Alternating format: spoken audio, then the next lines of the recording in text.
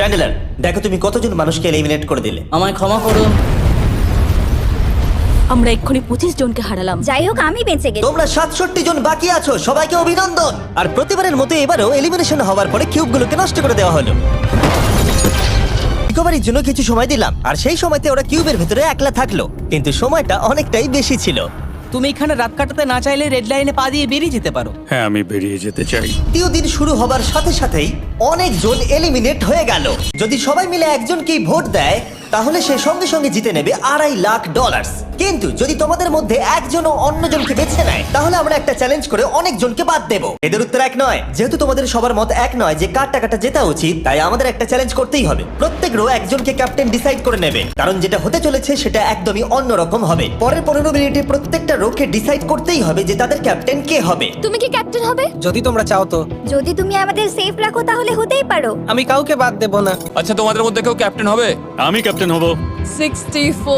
যাই হোক, প্রতিটা রোয়ের ক্যাপ্টেন বেছে নেওয়া হয়ে গেছে। এবার এটা আরো ইন্টারেস্টিং হবে। এখানে একটা টেবিল আছে, এখানে যত ডলার রাখবো সেই অফার করা ডলার যদি কোনো ক্যাপ্টেন নিয়ে নেয় তাহলে সেই ক্যাপ্টেন আর তার পুরো রো এলিমিনেট হয়ে যাবে। আমার প্রথম অফার $1000। একদম নিও না 42। নেব না, চিন্তা নেই। দ্বিতীয় অফার $5000। এটা নিও না। যদি তোমরা কেউ বাইরে পা রাখো তোমার পুরো রো এলিমিনেট হয়ে যাবে আর আমি তোমাকে $5000 দিয়ে দেবো। আমার পরের অফার $10000। নিও না একদম। 20000। যতক্ষণ না কেউ বেরোচ্ছে আমরা বাড়িয়ে যাব। এটা যথেষ্ট নয়, এটা যথেষ্ট নয়। এবার এখানে $50000 আছে।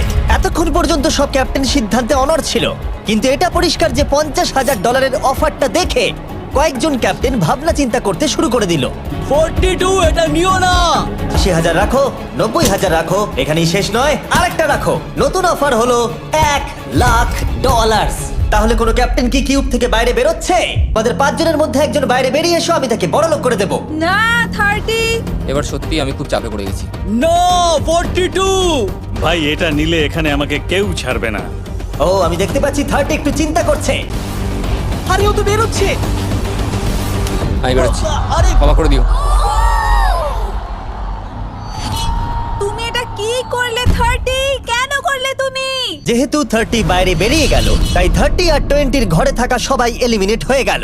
তোমাদের একজন বেটার ক্যাপ্টেনকে বেছে নেওয়া উচিত ছিল। আমি অত কিছু ভাবিনি, আমি শুধু আমার ছেলের কথা ভেবেছি। তুমি আমাদের মিথ্যে বলেছিলে 30। 30 ঘরে থাকা সবাই এলিমিনেট হয়ে গেলে আই এম সরি। তোমাদের মাথায় এখন কি চলছে? আর কি চলবে, ওর জন্য হেরে গেলাম। আমি এত কিছু ভাবিনি, আমি শুধু একটাই কথা ভাবছিলাম যে আমার বাচ্চাটাকে যে কোনো ভাবে আমায় ভালো রাখতে হবে।